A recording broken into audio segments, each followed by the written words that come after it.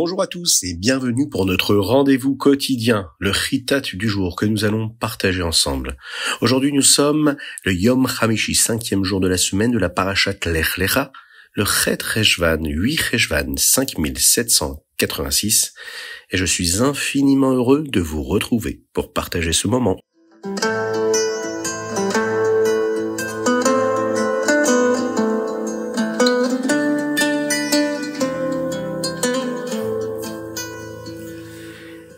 Et nous allons démarrer tout de suite avec le Chumash. Aujourd'hui, nous allons continuer à développer ce que nous avons vu hier concernant Avraham Avinu. Avraham a vaincu les 4 rois, c'est ce que nous avons vu hier, et nous avons vu comment le roi de Sodome a été sauvé. Il était d'ailleurs très heureux que sa ville ait finalement été secourue. Il a proposé à Avraham, si tu laisses partir tous les habitants de la ville, eh bien tu pourras garder toutes les richesses de ma ville. Avraham va lui répondre, je ne prendrai même pas un fil ou un lacet de chaussures. Avraham ne voulait pas que le roi de Sodome puisse dire que c'était lui qui avait rendu Avraham riche et célèbre. Il voulait qu'il soit clair que cela venait d'Hachem et uniquement de Dieu. Et à cause de ce qu'Hachem lui avait promis, et que cette promesse-là s'était réalisée. Après la guerre, Avraham était inquiet. Peut-être que puisqu'Hachem lui avait fait un miracle pour gagner cette guerre, Hachem ne lui ferait plus de Nissim. Il va donc lui dire, Avraham, ne t'inquiète pas, tu vas recevoir de grandes récompenses. Ce à quoi Avraham va répondre à Dieu, la seule récompense que je désire vraiment, c'est un enfant. J'ai déjà un très bon étudiant, un très bon serviteur qui s'appelle Eliezer, et si je n'ai pas d'enfant, tout lui sera transmis. Mais il n'est même pas mon enfant à moi. Hachem va répondre à Avraham qu'il aura un jour des enfants. Il dit à Avraham de sortir et de regarder le ciel et d'essayer de compter les étoiles. ויוצא אותו החוצה ויאמר הבט נא השמיים וספור הכוכבים אם תוכל לספור אותם. ויאמר לו כה יהיה זרעך. Telle sera la multitude de tes enfants. Tu ne pourras même pas les compter. La ve'emin b'Hashem. Avraham a cru qu'Akadosh Baruch Hu ferait ce qu'il avait dit. Il n'a même pas demandé de signe à Akadosh Baruch Hu. Il a tout simplement cru en la promesse d'Hachem.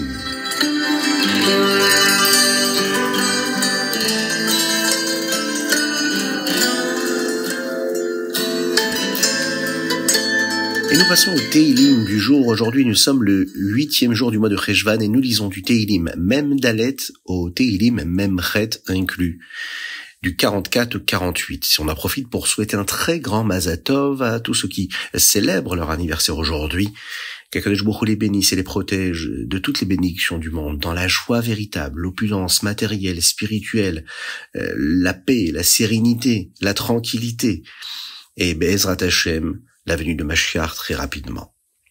D'ailleurs, nous parlons ici de Mashiach, et dans le chapitre Mem Vav que nous lisons aujourd'hui, on nous dit que lorsque Mashiach viendra, Hachem mettra fin aux guerres. Le monde sera calme, il sera paisible. Lechu, chazum ifalot Hashem asher sam shamot ba'aretz. Allez voir ce qu'Hachem fait. Il a rendu la terre vide. Vide de quoi? De guerre. Le Admor HaZaken, le Rabbi Shlomo Zalman de Liadi, explique dans le Torah Or que cela ne parle pas seulement des guerres avec des soldats, avec des armes, mais aussi du combat avec notre Yetzer Hara. Aujourd'hui, nous devons toujours nous battre avec notre mauvais penchant pour faire ce qui est juste, pour ne pas écouter cette voix-là qui est néfaste et mauvaise pour nous. Pourquoi? Parce qu'Hachem veut que nous travaillions dur et que nous devenions de meilleurs juifs.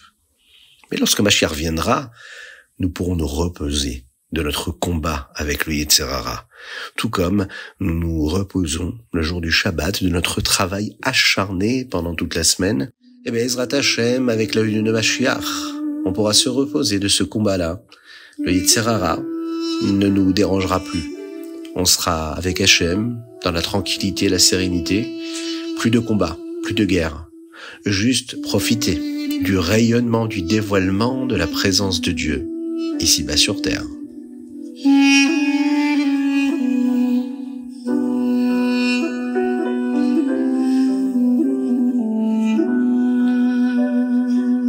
Et nous passons au Tanya. Nous sommes dans le Siman Chaf Vav. Hier, nous avons appris que dans le Zohar, La Torah est appelée Eitz Hadat Tov Vara, l'arbre de la connaissance, dans lequel on peut retrouver le bien et le mal. Comment pouvons-nous dire qu'une partie de la Torah n'est pas bonne a priori? Nous avons expliqué que la Torah n'est que bonne, mais elle met ce que nous appelons des vêtements du monde, des moyens d'expression, des outils, pour qu'il soit plus facile pour les personnes qui vivent dans ce monde-là matériel de l'étudier. Puisque la matérialité du monde est faite et constituée de bien et de mal, cela donne l'impression que la Torah l'est aussi. Aujourd'hui, le Rabbi Shlomo Zalman nous dit que nous ne devrions pas être surpris que la Torah puisse porter ce genre d'habit, ce que nous appelons ici un vêtement, c'est-à-dire que la Shrina porte ses vêtements aussi, porte ses moyens d'expression-là. La Gashmiut dans le monde, elle est constituée de bien et de l'inverse du bien. C'est ce qu'on appelle la Klipat Noga, l'écorce transparente, pourrons-nous dire, puisqu'il y a et du bien et du mal en elle, en fonction de ce que nous allons en faire de cette énergie dont elle est le sujet. Le bien qui est à l'intérieur de tout élément, c'est ce que nous appelons le rayonnement de Dieu, la Shrina. La Shrina, elle est en galoute, le rayonnement de Dieu est en exil, parce qu'elle est à l'intérieur, on pourrait dire, d'un vêtement, d'un emballage, d'une écorce, cette clipa-là. Et lorsque nous étudions la Torah, qui a pour sujet des notions positives comme négatives, des sujets qui sont des sujets d'impureté comme de pureté, de ce qui est moutard, de ce qui est assourd, permis ou interdit, nous sommes en fait en train de faire ressortir cette shrina-là et la délivrer, la libérer de cette galoute-là. Le fait de dire quelque chose d'assour, c'est quelque chose d'interdit qui est bloqué, qui est enfermé, milachon asurim, qui est bloqué, qui ne peut pas être libéré lorsque nous rendons quelque chose, par exemple, de moutard, c'est-à-dire qu'il est délié, qu'il est libéré. Notre but à nous, c'est justement de délivrer, de libérer le rayonnement, la présence d'Akadosh Baruch Hu qui se trouve dans chaque élément du monde.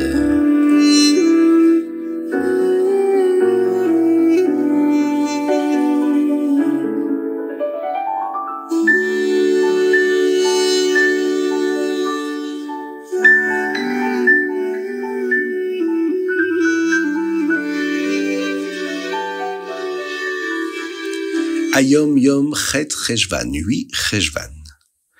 Il se passe quelque chose d'extraordinaire lorsque nous faisons une mitzvah. Akadosh Baruch Hu nous demande de faire quelque chose pour lui.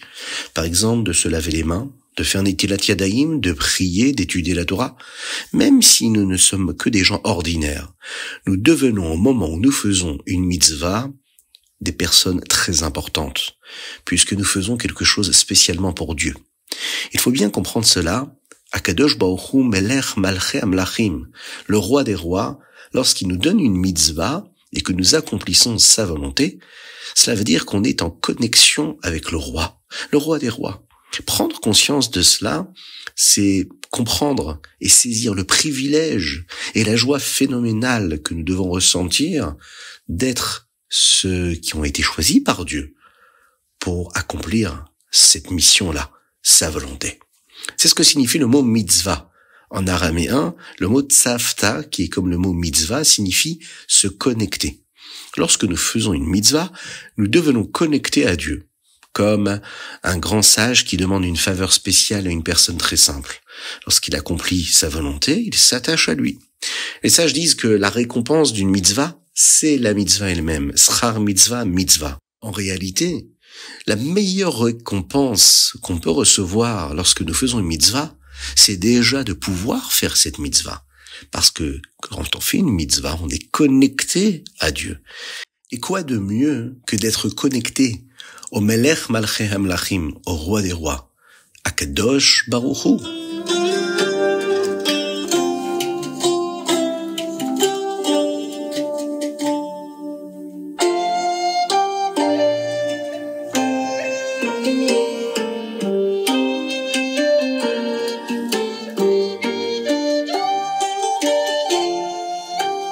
Rambam Ilchot Nizke Mamon. Nous allons parler ici des lois des dommages causés par la propriété. Nous en apprenons davantage sur le moment où le propriétaire d'un animal est responsable de payer pour les choses qu'il brise. Dans le Perek Vav, le Rambam explique quel genre d'animal est appelé Mouad.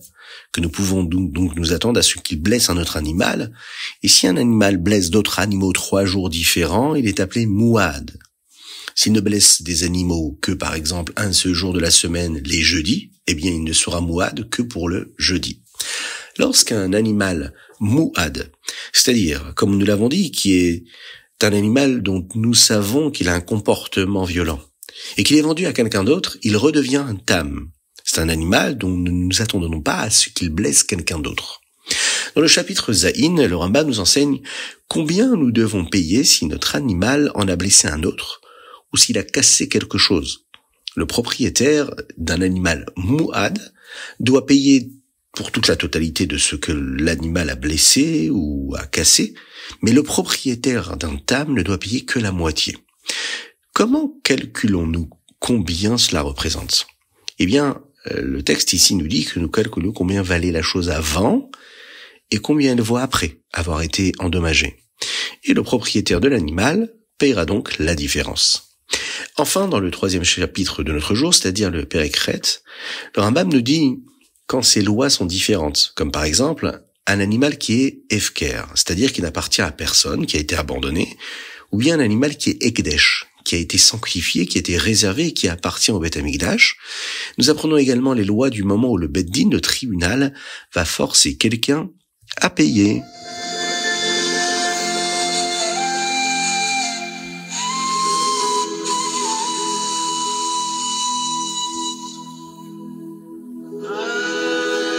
Et nous allons passer aujourd'hui à un très très joli mot de Chassidut qui va nous inspirer et nous donner de la force pour vivre la venue de Mashiach à travers l'histoire d'Avram et de Lot. Dans le Chumash d'hier, nous avons appris comment Avram a combattu 4 rois puissants pour sauver son neveu Lot.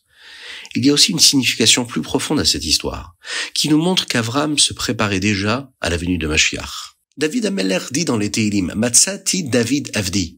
Hachem dit, j'ai trouvé David mon serviteur, je l'ai trouvé. Le Midrash nous dit ici qu'Akadosh Baruch Hu a trouvé David Ameler ou ça à Sdom. Pourquoi est-ce que nous parlons ici de Sdom selon le Midrash, le Bereshit Rabbah? Le Midrash nous dit que David Ameler descend de Ruth. Elle était une convertie qui venait de la nation de Moab. Moab, lui, descend de Lot, qui lui vivait à Sdom.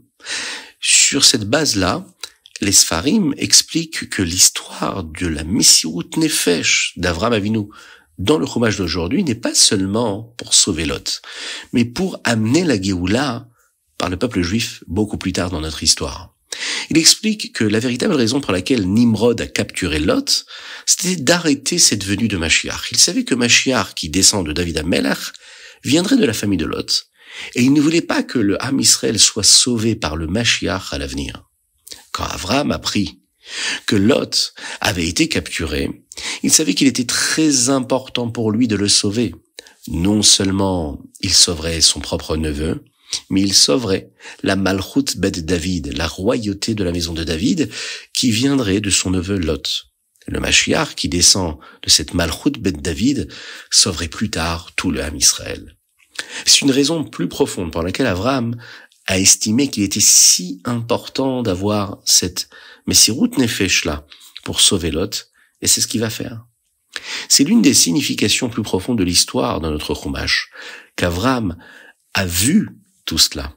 Hachem d'ailleurs lui a montré ces miracles-là, afin de préparer le chemin pour la venue de Mashiach. Et lorsque nous avons du Messirut Nefesh, nous aussi dans notre quotidien, dans notre vie, on fait tout ce qui est dans notre pouvoir pour faire pencher la balance du côté de la Torah, du côté des mitzvot, du côté de la venue de Mashiach. Lorsqu'on fait cette mitzvah-là, eh bien, on est sur les traces d'Avram Avinu. Être sur les traces d'Avram Avinu, c'est donner sa vie pour Hachem, donner sa vie pour la Kedusha, se dépasser, dévoiler cette force infinie qui est en nous, celle qui nous dit toujours et qui est avec nous, pour nous rapprocher encore et toujours plus d'Akadosh Baruch Hu.